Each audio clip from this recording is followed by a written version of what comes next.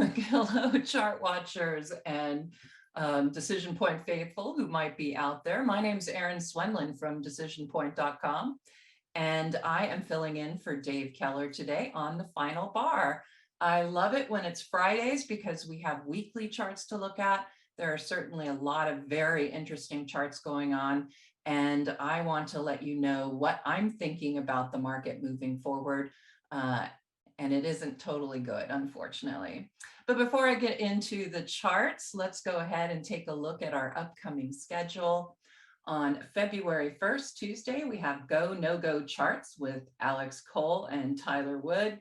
On February 3rd, Frank Capillari will be on StockCharts TV, and Sam Burns will be here on February 8th. So that should be quite a nice slate of guests actually coming up.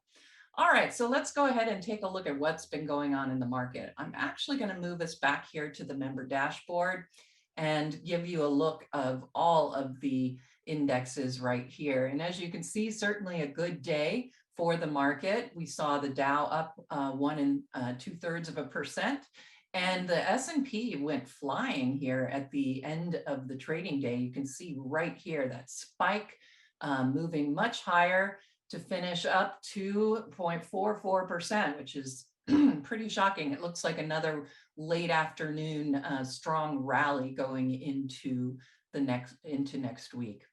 So let's go ahead and zero in a little bit more onto the SPY. And this is the 5-month chart. I'm going to go to a 1-year chart because really there's we can see the support here on the 5-month chart, but we get a much better look on the 1-year. But I wanted to point out a few things here on the 5-month candlestick. First of all, we are seeing a bearish reverse flag. So yes, we're getting a bit of a bounce here off of this level of support, but this is honestly starting to cause this flag to form. And we did see an intraday low that did drop below the rising trend that we had over the past 3 days. So still looks like a bear flag to us. Indicators trying to improve here. We're starting to see the RSI rising. It's still in negative territory, but my PMO is still pointed downward. So despite today's really nice rally, my indicators really aren't firming up right now. All right. So let's go ahead and look at the 1-year chart here. And there's that bear flag that you can see that has been forming. And this support level, while it looks pretty sturdy here, I don't think that we're going to stay here. Right now, what I'm looking at is a bear market rally, which means mostly sideways action, maybe a move up to this level next week. But inevitably, my indicators are telling me that we are going to see lower prices after this little bear market rally that we're having right now.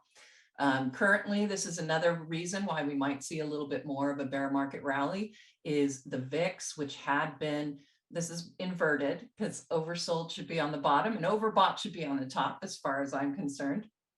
But as you can see, we had all those penetrations of that lower band, and now we're starting to come back up toward the moving average on the VIX.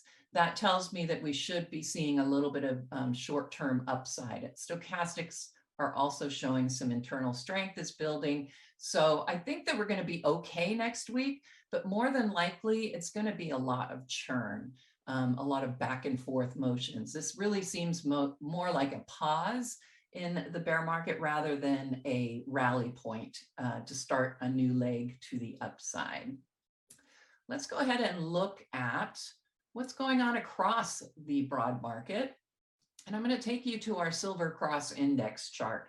This measures how many stocks have a 20-day EMA above the 50-day EMA, or is on what we like to call a silver cross. Golden crosses, 50 to 100-day EMAs, silver cross, 20 and 50-day EMAs. So we're taking a peek here at that participation under the surface. So as you can see with the S&P 500, we're finally reaching near-term oversold territory. But when you look at it in relation to bear markets at the end of 2018 at the beginning of 2020, we know that these readings are not as oversold as they need to be. So at this point, we have less than half of the S&P 500 with a 20 above the 50-day EMA.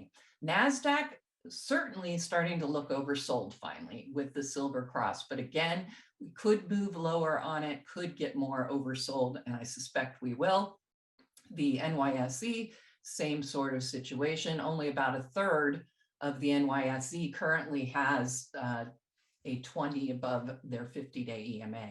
So let's move to the golden cross and get a feel for what it looks like right now on the S&P. And as you can see, again, golden crosses, 50-day EMA above the 200-day EMA. So let's see where we're sitting there. Well, obviously, as far as the S&P goes, not at all oversold. And you can see that the NASDAQ, yes, it is finally getting oversold, but notice it is increasing and accelerating lower. So not looking too good here for the NASDAQ still. And NYSE on the golden cross, definitely not oversold yet. Definitely not oversold. So we're going to need to see some lower readings on these indicators before we're going to see the true bottom of this market, in my opinion. All right, so let's go ahead and move on to the weekly chart for the SPY. I think that this tells a story for sure. Obviously, at the end of last week, a much more bearish looking picture, given that the market finished on its lows for the week. We had the PMO accelerating lower. It's still moving lower on that weekly chart. But now we did get those much lower lows, but now we are back above that 43-week EMA, which is very similar to the 200-day EMA on a daily chart. So this does look like a pretty good place for a bounce. And like I said, I would consider it a bear market rally, not the beginning of a new bull market. All right, my indicators haven't quite updated, but I think that there's still interesting information to share. So on our climax chart, I just wanted to show you. So a climax day, as far as decision point is concerned, is when you get these volume ratios that pop above 3.0. So when the market is volatile, like we saw back here in December, you're going to see a lot of these climax days. We haven't seen one, honestly, since we had this decline back here, and that climax was an exhaustion climax. So it was telling us that this would be a place where we might start to see some higher prices. We did get some follow through on that particular climax day, but overall, like I said, expect more of this churn, more back and forth. Maybe we'll start seeing rising lows as well. But I wouldn't start looking for a bull market until we start to see some follow through when we get these strong rallies. And we're just not seeing that. We get these end of day, really big moves to the upside. And then the next thing you know, we're moving back down. So that's kind of the environment that I would be preparing yourself for next week. Probably going to be able to find some opportunities out there in the very, very short term. But we need to be very careful. We are in a bear market as far as I'm concerned, and as far as Carl is concerned over at decisionpoint.com. The other two charts I wanted to show you here before we move on is my short-term indicators, the Swenlin trading oscillators. And they are also confirming to me that we have a bear market rally going on. They are very, very oversold. So that's a good thing. You normally will expect a really nice rally out of very oversold readings like this.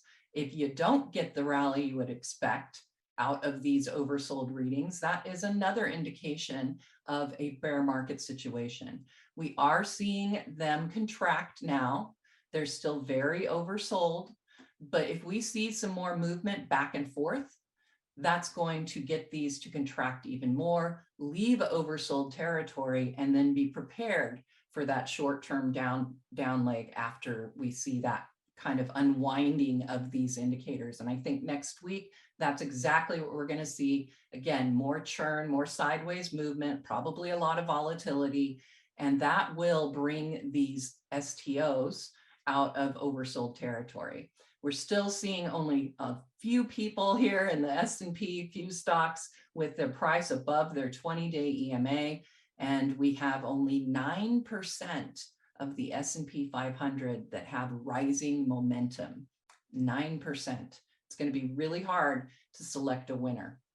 Now, part of the reason, actually, I'm going to go to my intermediate term indicators and then we'll talk about Apple, because Apple certainly had a lot to do with why the market rallied today. It's high capitalization, part of the Dow. All of those are going to be, those cap-weighted indexes are going to see a lot of movement because Apple is one of the highest that there are, capitalization-wise. So now we're looking at my intermediate term indicators, which I wrote about last week in Chart Watchers about evidence for a bear market. If you haven't read it, I highly recommend you do.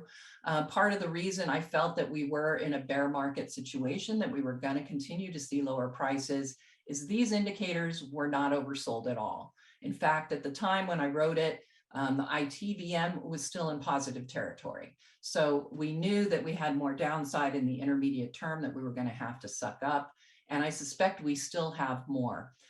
These indicators aren't up to date. I suspect after today's big move up, we are going to see them start to contract. But again, the issue we have right now is that we need to see these get more oversold. And in fact, you can see that the ITVM is sitting at a level here that is not as oversold as what we saw at the end of the correction back in September. So definitely need to see more oversold readings. And if you compare it to the last bear market, definitely need to see even more oversold readings here. And one thing to note is that typically in that bull market situation, you're going to see these declines on those PMO crossover buy signals. And then when they hit these levels, they tend to rebound right away. But when you're in a bear market situation, they will get down here. And in this case, for over a month, they stayed in that 8%, 0% to 8% area for over a month. So just because these are oversold, again, when you're in a bear market situation, you need to start considering bear market rules. Mary Ellen and I talked about that yesterday on Chartwise Women. So if you want to hear more about bear market rules, definitely take a look at our video from yesterday. All right, so part of the reason that the market moved to this degree was because of Apple. And you can see that Apple, they reported earnings, strong earnings, and they saw a nice 6% move. It brought price up above the 20 and 50-day EMAs. It managed to get that PMO to finally tick upward. And you can also see here that the RSI managed to get positive. We don't have the OBV updated yet for Apple, but obviously it's an up day, so we are going to see a bottom on the OBV.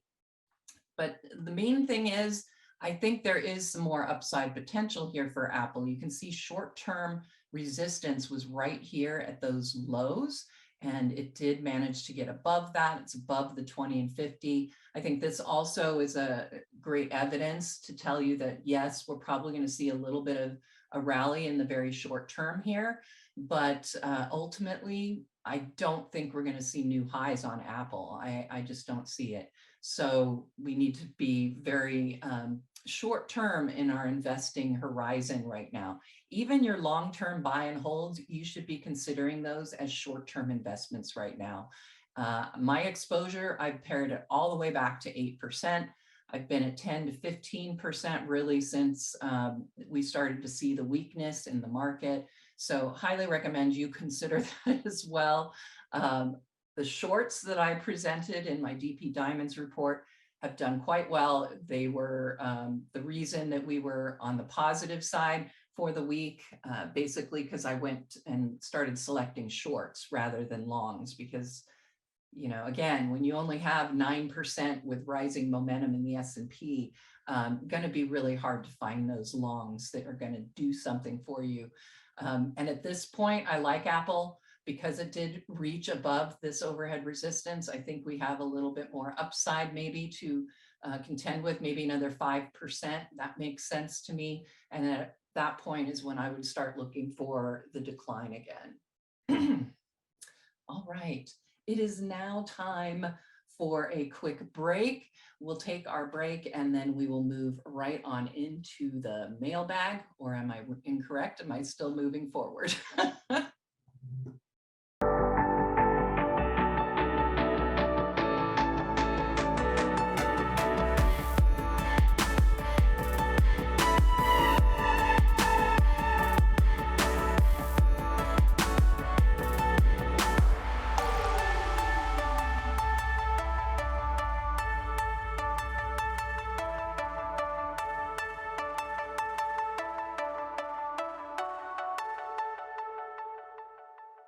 Final bar. My name's Erin Swenlin from decisionpoint.com, sitting in for Dave Keller. All right, we've been talking about Apple. I showed you a wrap of the week. We looked at some of the major indexes, but now it's time for mailbag. And interestingly, the mailbag item that I'm going to cover today will actually fit right in on what I'm going to show you as far as our industry group summary. So this is honestly, I have to admit, something new that I found. There's so many things on StockCharts, and I know a lot of them now, but this one was kind of new to me. So if you go to the industry summary, you can set up a chart style that will show up on that industry summary. So for me, I want a chart. This is, I believe, not a 1 year, I think like an 8-month chart. And I have the 20, 50, and 200-day EMAs on it. I have my PMO. I have the relative strength against the S&P, and then I have full stochastics on the bottom.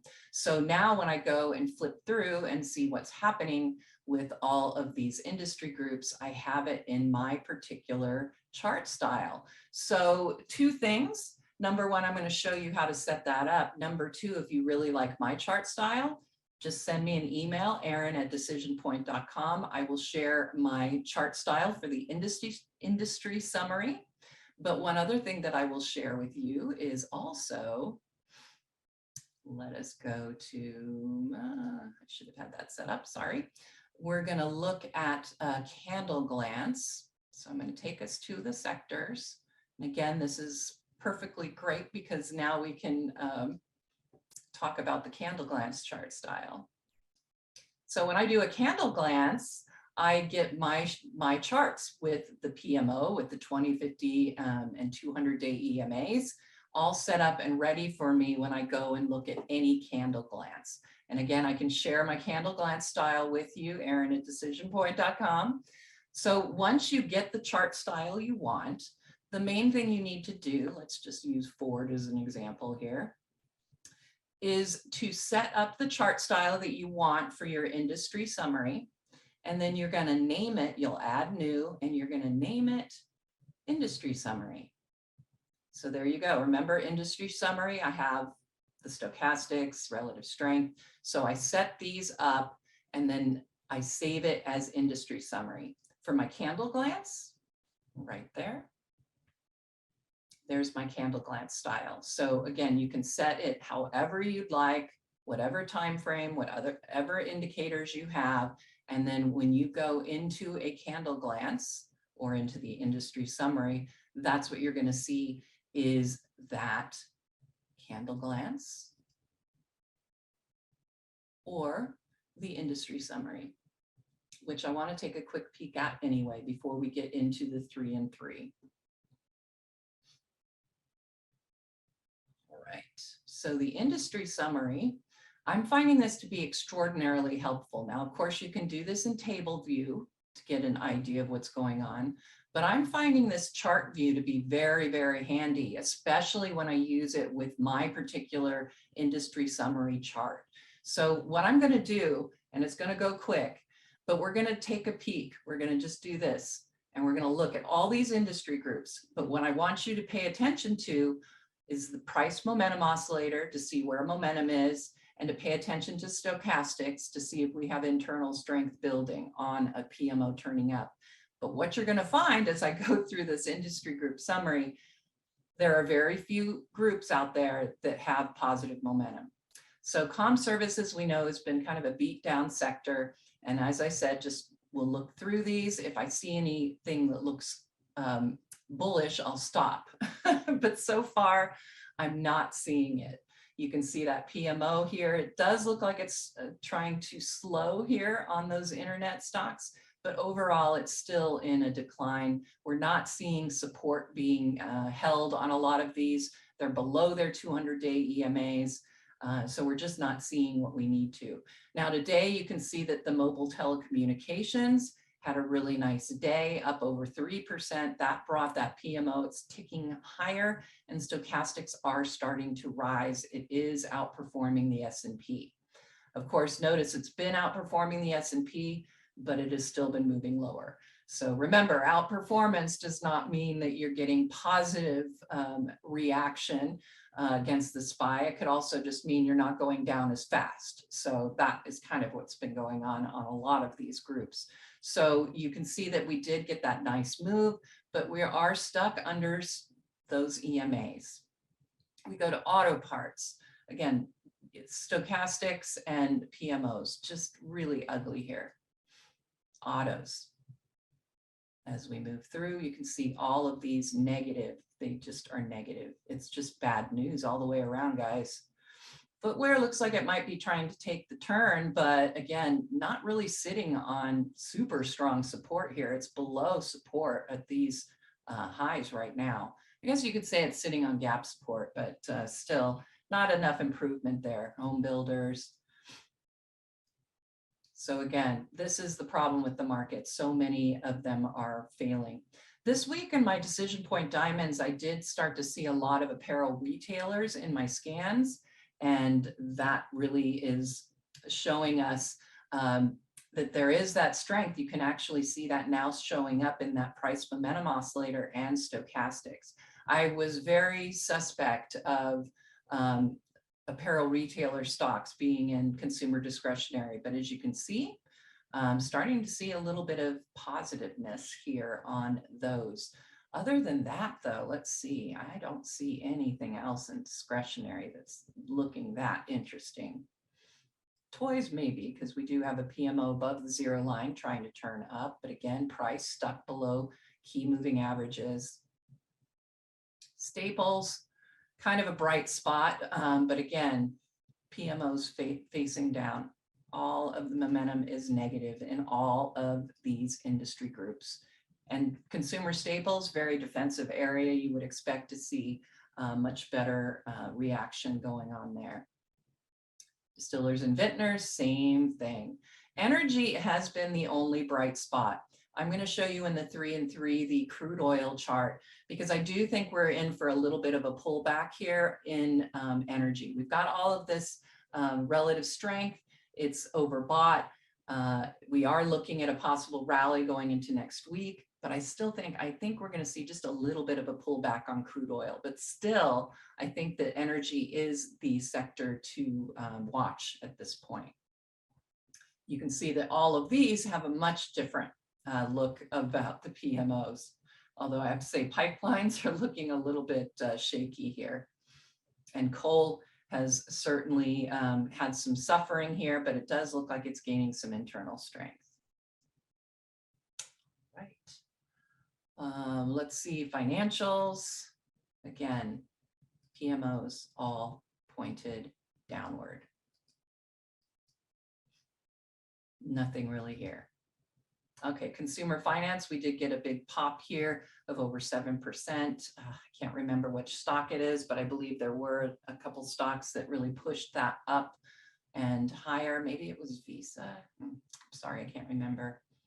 Medical equipment, biotech, starting to see a little bit of positive, a little deceleration on these PMOs, which makes me a little bit more interested in the healthcare sector.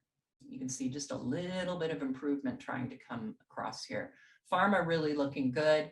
I covered Pfizer this yesterday as one of my DP diamonds. I think that chart looks pretty good. Again, consider all of these your longs short term. They may be long, but think of them in the short term. All right. So again, I'll just sort of peek through here, but as you can see, nothing really looking too good in industrials. Well, marine transportation does look a little interesting, but everything else pretty ugly. Materials certainly struggling. Mining, which was looking very positive, is losing 200-day EMA support, both gold miners and mining. And real estate, starting to see a little bit of action in here with today's move to the upside. But again, I'm just not seeing any positive momentum building here. Technology, very interesting. Started to see a tick up, of course, computer hardware. Thank you, Apple. And everything else, though, still pointed, well, software is starting to show a little bit of interest there. We'll have to keep an eye on it. Maybe these beat down areas are going to be the catalyst for this bear market rally, but ultimately they're not going to hit new all-time highs. We're not going to see prices move much higher. Utilities has been an area I've been watching closely. Gas distribution looking good. Multi-utilities starting to look good. Conventional electricity not there yet, and water certainly not there yet. All right, so that covers Mailbag. We have time for the 3 and 3, and then I will wrap this thing up. It goes so quickly. I know why Dave talks so fast now. All right, so let's look at the 3 charts that I am bringing to the table. Here is USO. Let me update it.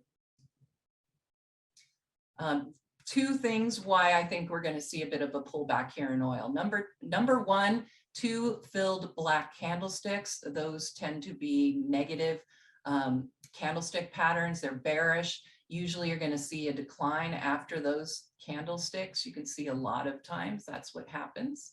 So that is cluing me in that we might have a bit more pullback. We do still have that rising trend channel. So that's why I'm thinking we're still going to be okay with energy and oil, but it's just time for a little bit, like we saw back here, just a little bit of a pullback in oil, and is what I'm expecting next week. Gold would, of course, be the other interesting chart that we should be discussing here today. The dollar is rising nicely, which is putting pressure on gold, and the indicators are telling us there's still some problems. We've tested this 1780 area today, but I'm afraid we're going to have to go down to at least 1760. I talked to Ike Iosif this morning in an interview with Market Views TV. I'll put the link out on my Twitter feed, _decision point. And we talked about the fact that gold probably will not break down as far as 1720. Our thought is that when the Fed finally starts to do the rising rates, that's going to be when we start to see some movement back into gold. Right now, you can see that the discounts are shaved back, meaning that investors are more bullish on gold. I know it's not reflected in the price, but based on the premium and discount from the Physical Gold Trust, we do see that they are paring back. They're now getting to levels where we could start to see more decline because sentiment is contrarian. All right, we are just about out of time, so I'm going to show you one more chart and we'll make that Bitcoin. Everybody loves crypto, right? We have a huge head and shoulders here on Bitcoin. You can see that we did make a nice little move to the upside, but I just don't see a lot of support for this level. I think we are going to go back down. I think we do have to test 30,000, but I suspect when we get to 30,000, that's when we're going to get those bottom fish in there, and I think we're going to rebound off 30,000. That's all I have for you today on the final bar. Again, Erin Swenlin, decisionpoint.com. Happy trading and have a great weekend. Hey guys, Dave Keller here with StockCharts.com. Thanks so much for watching our video. If you enjoyed it, and we hope you did, hit the like button right below. Also, we have so much new content every day. Consider subscribing to the channel. Just hit the subscribe button in the video or right below. Thanks for watching. Stay safe. Have a fantastic day.